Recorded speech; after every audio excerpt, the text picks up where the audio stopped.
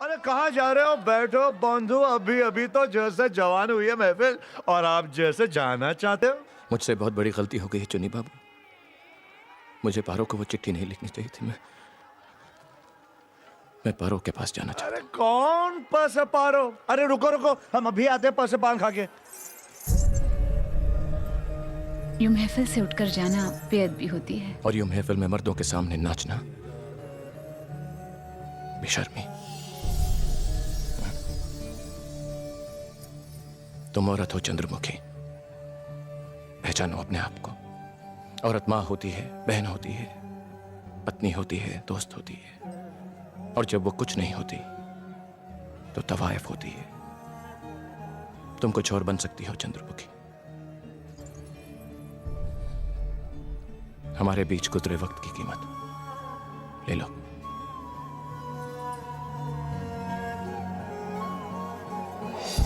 अरे अरे बंधु, अरे अरे देखा, हमने रास्ता रोकने को कहा, वो तो रास्ते रवाना हो गए। कहाँ खो गए हो? कितनी बेकरारी है उन आंखों में। कहीं उनकी आंखों की बेकरारी ने तुम्हारा करार तो नहीं लूट लिया? क्या तवाइफ को दिल नहीं होता? क्या उसे मोहब्बत करने का अधिकार नहीं होता चुनी बाबू? बेशक होता है। जहाँ जहाँ से दिल होता है वहां से दिल भर भी तो होता है। तो एक एहसान करोगे हम पर? कहो। सिर्फ एक बार उन्हें फिर से यहाँ ले आओगे? वादा तो नहीं करता, मगर कोशिश करूंगा, सिर्फ तुम्हारे लिए। देख तो मनोरमा, आज तो जैसे चांद जमीन पर उतर आया हो पारो के रूप में। आज अगर देवदास यहाँ होता तो देखता उसने क्या खोया है। बड़े अच्छे भाग पाए हमारी पारो ने। ऐसी रोशनी वाली बारात चली है मानिकपुर से। आपने कब देखी काकी माँ?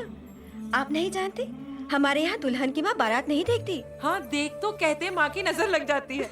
और जानती हो मनोरमा, आज के बाद पारो को कोई पारो नहीं कहेगा, सिर्फ पार्वती। काकी माँ, पारो है।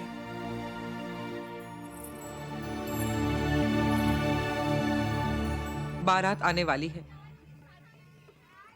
मिल लो। चलो मनोरमा।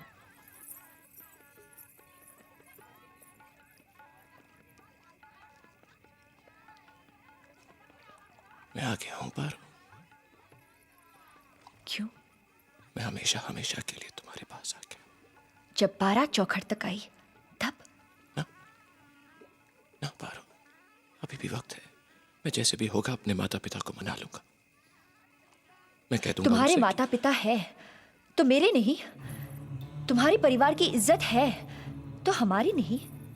तुम्हारे माता पिता जमींदार तो मेरे कुछ भी नहीं। चाहे जितने भी नीच कुल के लोग हो हम बेटी बेचने वाले, पर कभी किसी को धोखा नहीं देते। मैंने तुम्हें धोखा नहीं दिया है पारो। फिर क्यों छोड़कर गए थे तुम? और वो चिट्ठी? पर तुम तो जानती हो कि तुम्हारा देव कोई भी काम सोच समझ कर नहीं करता है। वो मेरी नासमझी थी। नासमझी? ऐसी कैसी नासमझी तुम्हारी देव कि जब जहां आकर कंगन पहना गए, जब जहां चिट्ठी लिखती कि हमारे बीच कोई प्यार नहीं। नासमझी। और जब जहां आकर खड़े हो गए तो पारो में हमेशा बारात आ गई है तेरी। हमारे जाने का वक्त आ चुका है। मैं इस शादी को नहीं मानता। क्या फर्क पड़ता है जब मैं मानती हूँ? अगर ऐसा है तो मैं सबके सामने जाकर कह दूंगा कि तुम रात के 2 बजे तुम्हारे कमरे में तुमसे अकेले मिलने आई थी। बदनामी फैलाना चाहती हो? मैं फैलाऊंगा बदनामी? मैं? तुम ऐसा सोच भी कैसे सकती हो? पर अगर फिर से तुमने ऐसा कहा, क्या करोगे? मारोगे मुझे? बचपन से लेकर आज तक अपना अधिकार समझते आए हो मुझ पर, और जब मैंने अपना अधिकार मांगा तो मुंह फेर लिया। बस बस बस बस पारो,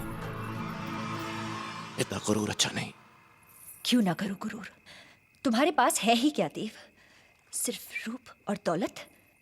मेरे पास गुण भी है, रूप भी है, और आज के बाद दौलत भी। आज से तुम्हारी हमारी बराबरी होगी देव। अगर लोग तुम्हें जमींदार कहेंगे तो मैं भी ठकुराइन सुनकर इतराऊंगी।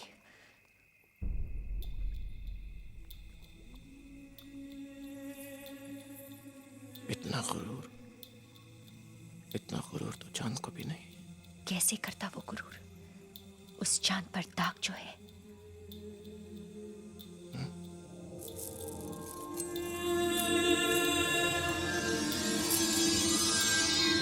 देव,